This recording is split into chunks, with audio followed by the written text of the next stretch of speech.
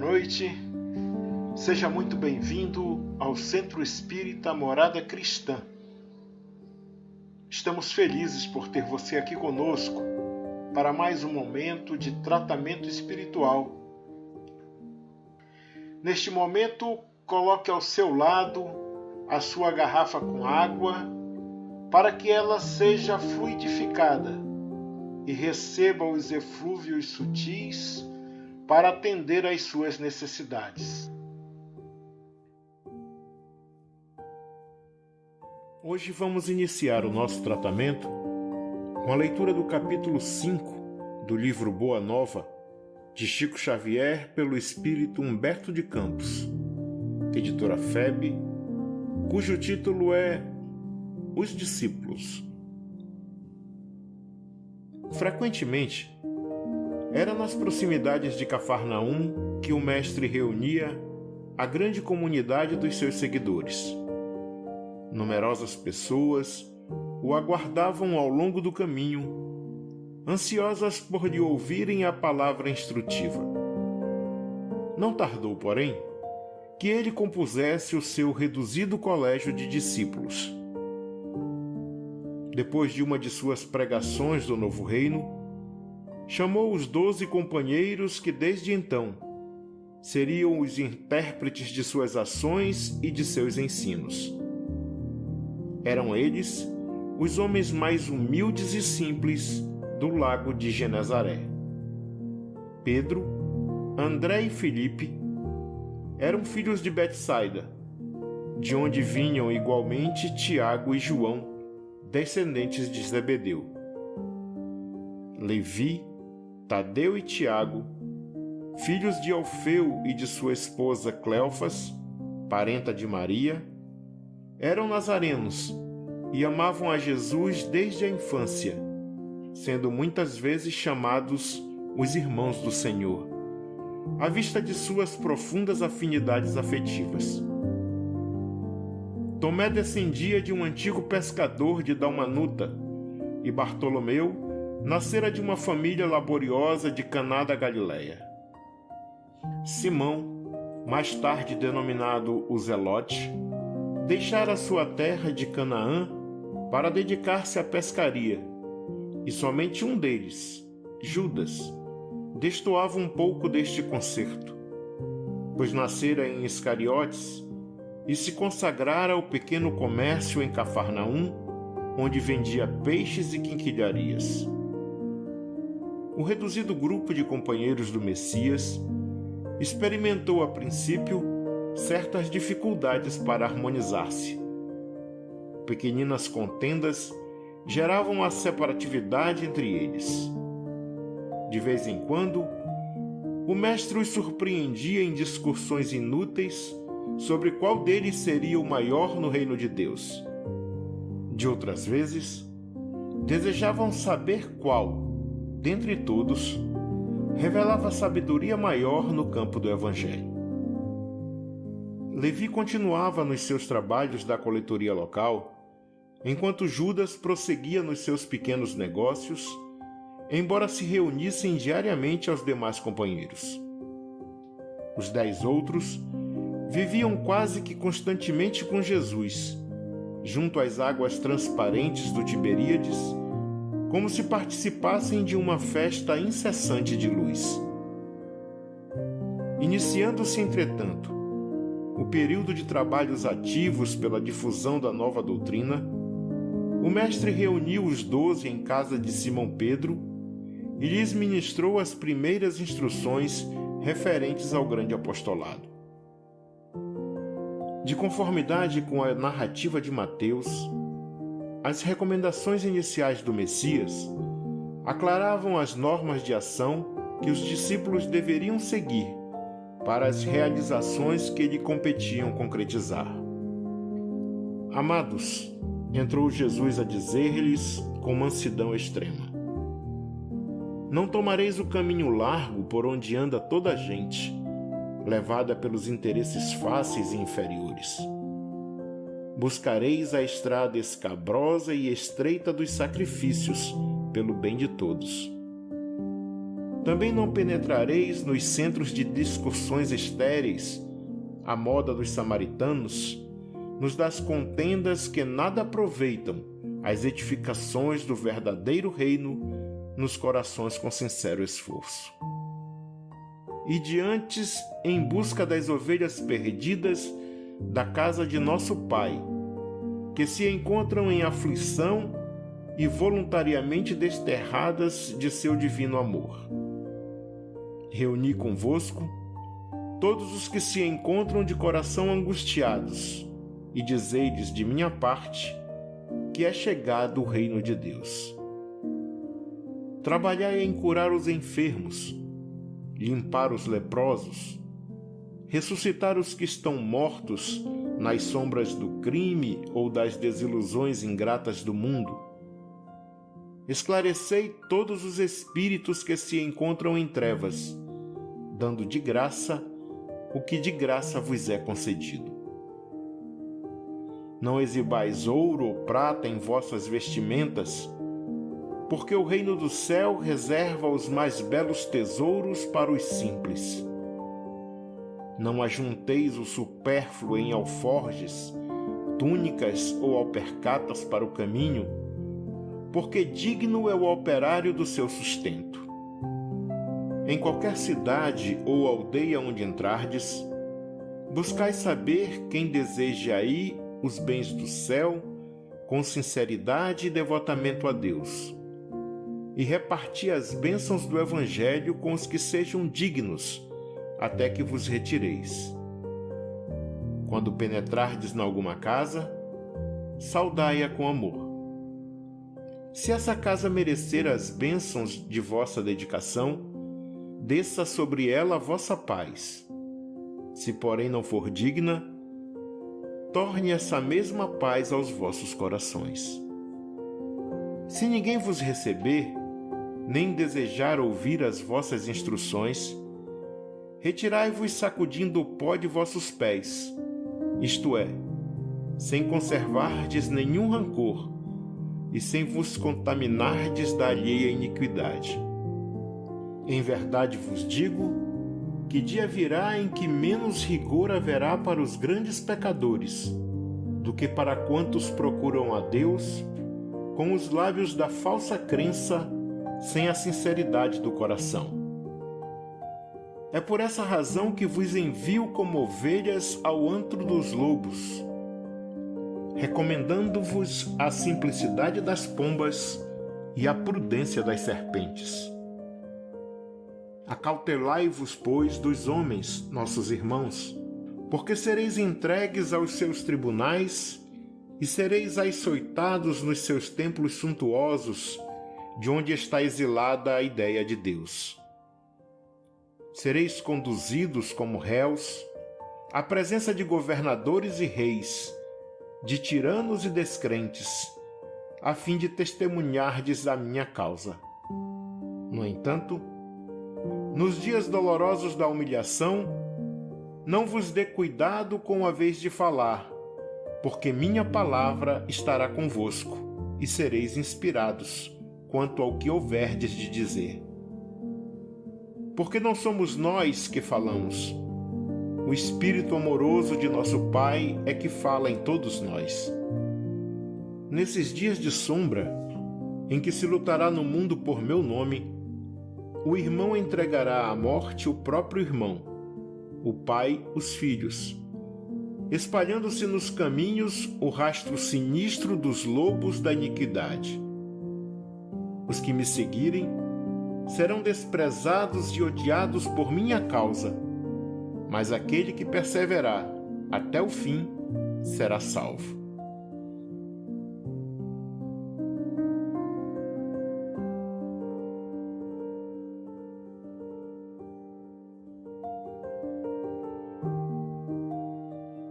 Quando, pois, fordes perseguidos numa cidade, transportai-vos para outra, porque em verdade vos afirmo que jamais estareis nos caminhos humanos sem que vos acompanhe o meu pensamento. Se tendes de sofrer, considerai que também eu vim à terra para dar testemunho, e não é o discípulo mais do que o mestre, nem o servo mais que o seu senhor. Se o adversário da luz vai reunir contra mim as tentações e as zombarias, o ridículo e a crueldade, que não fará os meus discípulos? Todavia, sabeis que acima de tudo está nosso Pai e que, portanto, é preciso não temer, pois um dia toda a verdade será revelada e todo o bem triunfará. O que vos ensino em particular, difundi-o publicamente, porque o que agora escutais aos ouvidos será o objeto de vossas pregações de cima dos telhados. Trabalhai pelo reino de Deus, e não temais os que matam o corpo, mas não podem aniquilar a alma. Temei antes os sentimentos malignos que mergulham o corpo e a alma no inferno da consciência. Não se vendem 2 passarinhos por um ceitil? Entretanto, nenhum deles cai dos seus ninhos sem a vontade do nosso Pai. Até mesmo os cabelos de nossas cabeças estão contados. Não temais, pois, porque um homem vale mais do que muitos passarinhos. Empregai-vos no amor do Evangelho, e qualquer de vós que me confessar diante dos homens, eu o confessarei igualmente diante de meu Pai, que está nos céus.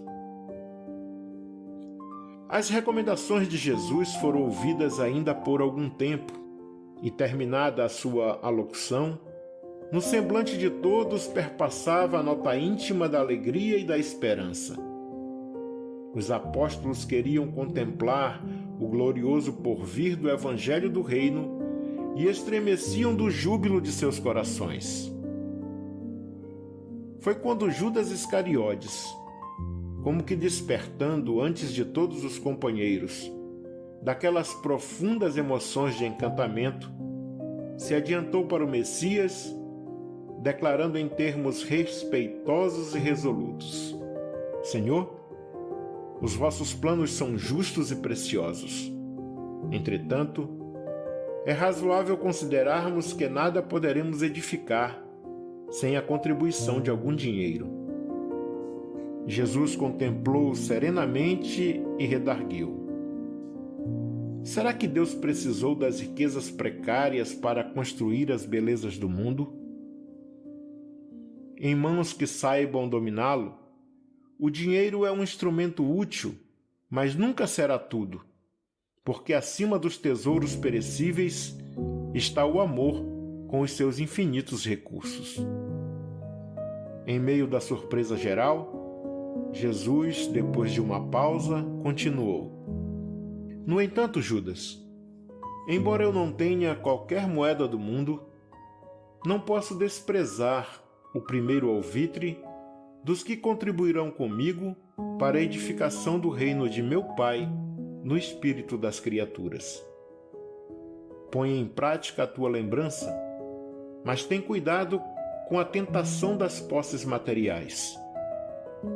Organiza a tua bolsa de cooperação e guarda-a contigo. Nunca, porém, procures o que ultrapasse o necessário. Ali mesmo, pretextando a necessidade de incentivar os movimentos iniciais da grande causa, o filho de Iscariotes fez a primeira coleta entre os discípulos. Todas as possibilidades eram mínimas, mas alguns pobres denários foram recolhidos com interesse. O mestre observava a execução daquela primeira providência com um sorriso cheio de apreensões, enquanto Judas guardava cuidadosamente o fruto modesto de sua lembrança material. Em seguida, apresentando a Jesus a bolsa minúscula que se perdia nas dobras de sua túnica, exclamou satisfeito: Senhor, a bolsa é pequenina, mas constitui o primeiro passo para que se possa realizar alguma coisa. Jesus fitou-o serenamente e retrucou em tom profético: Sim, Judas, a bolsa é pequenina. Contudo, permita a Deus que nunca sucumbas ao seu peso. Que assim seja.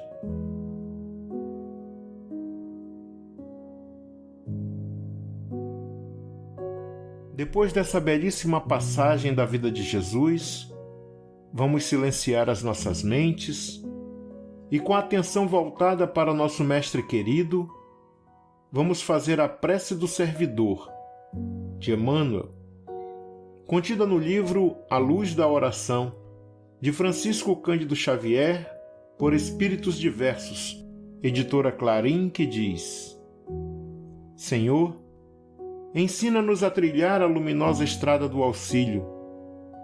Dá-nos força para destruir a pesada fortaleza de nossos próprios erros. Coragem para abrir o caminho da libertação de nós mesmos. E recurso para desobstruir o coração em favor dos nossos semelhantes, entregando-lhes, enfim, os tesouros de amor que nos confiaste. E que por onde passemos, a dor se faça menos angustiosa, a ignorância menos agressiva, o ódio menos cruel, a terra menos densa, o desânimo menos sombrio, a incompreensão menos destruidora. Se não possuímos ainda bens positivos com que possamos enriquecer a jornada terrestre, ajuda-nos a diminuir os males que nos rodeiam. Que em teu nome distribuamos fraternidade e renovação, usando com alegria os dons sublimes e invisíveis do silêncio, da compreensão e da renúncia. Senhor, que nos ensinastes em palavras as supremas lições da simplicidade na manjedoura e do sacrifício na cruz, indicando-nos assim o roteiro da construção espiritual e da ressurreição divina, orienta-nos o passo incerto e ampara-nos os propósitos santificantes, para que a sua vontade, misericordiosa e justa, se faça hoje e sempre, onde estivermos. Que assim seja.